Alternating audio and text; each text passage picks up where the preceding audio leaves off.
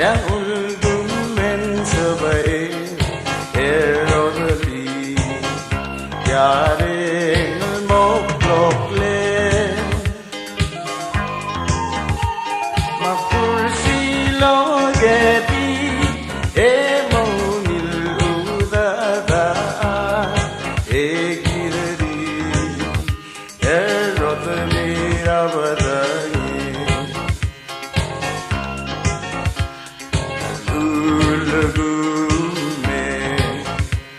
Mon jalat roy ma kunti el memesada maksuma oklat lama le ora raule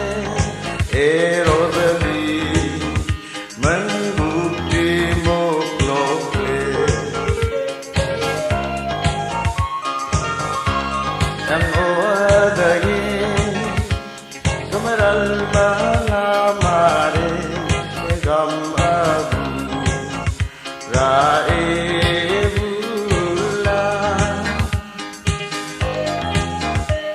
makyo ratu yara mo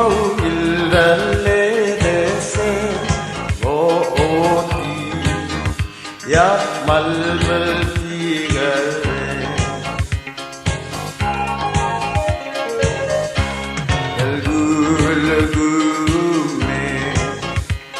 Mon jalat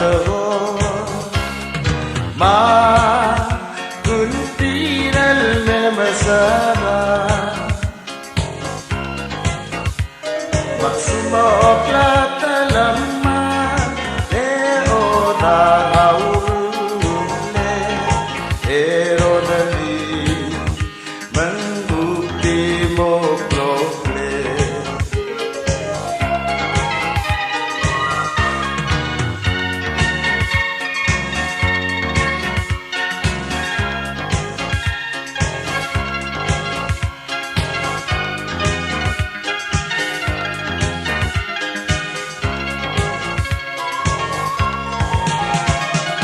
Alma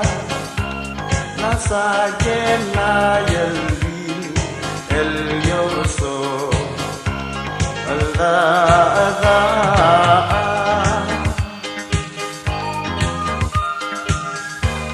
maltang neng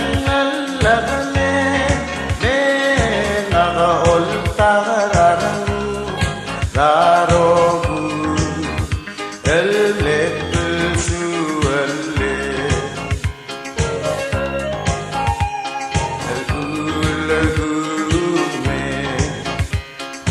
jalat